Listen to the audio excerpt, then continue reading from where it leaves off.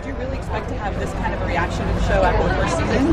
This kind of reaction is just amazing. It's what you dream of. You know, you create a show, and this one I think was conceived a lot for fans that you would find at Comic-Con, and the fact that they've embraced the show in the way that they have just is incredibly gratifying. And I think it speaks to how well you developed the show and taken it to college and just said, yeah, we're going with it, but also kind of tweaking it a little. Are you guys planning to do a lot more of that as we move forward? Oh yeah, I mean, the premise of the initial pilot was so crazy, and the fact that everybody just went with that, we as creators of the show and as writers have continued to just, every episode try to make that as crazy and as, fun as we can.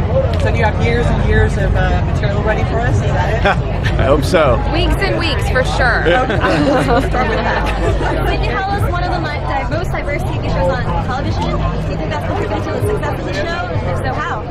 I think it's definitely, we're super proud of that. And, I think that what it reflects is a real change, I think, in the way that mainstream networks and movie studios are really looking at who's going to see movies. And hopefully it reflects a more accurate portrayal of who we all are.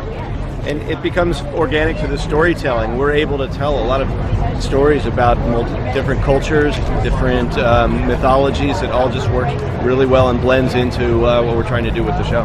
Now, do you guys have like a Bible kind of written on where you kind of want the show to go and where you're going forward? Because I know the mythology is pretty strong in the show, and it has a pretty set rules and things like that. So do you guys really kind of have the idea on where you're going, at least, or do you kind of come up with ideas as you go along as well?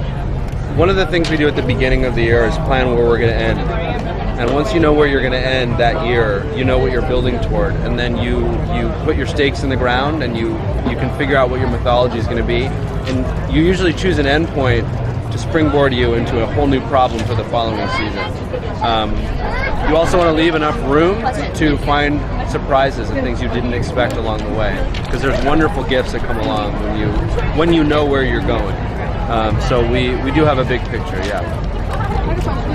When American school children start putting down Ichabod Crane as one of our founding fathers on our American history test, will you consider that like a banner success of the wide appeal of the show or the downfall of civilization? I think Ichabod would say it's the downfall of civilization. Yeah, that's right. But Yeah, he might, but one of the things we really try hard to do on the show is give the perspective of what we're doing today in society through the lens of Ichabod Crane, somebody who was there at the founding. So I hope that does give a little bit of, enlightened entertainment.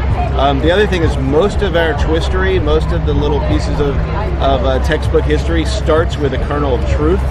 So whether it's the fact that George Washington's doctors really did try to resurrect him 3 days after he died, or Benjamin Franklin was experimenting with electricity, we take these real events and then we sort of pull back the veil and give a Sleepy Hollow twist, which I think is keeping people interested. So hopefully they'll go and look for what really happened. Is there any dream casts that you have in mind? Anybody that you think of even here? We have our dream cast. Yeah. I got to really do. Guest stars. One that we will have this year is Tim Busfield is going to be playing Benjamin Franklin, and we couldn't be more thrilled about that. Nice. Well, we look forward to everybody that you bring on. Thank you.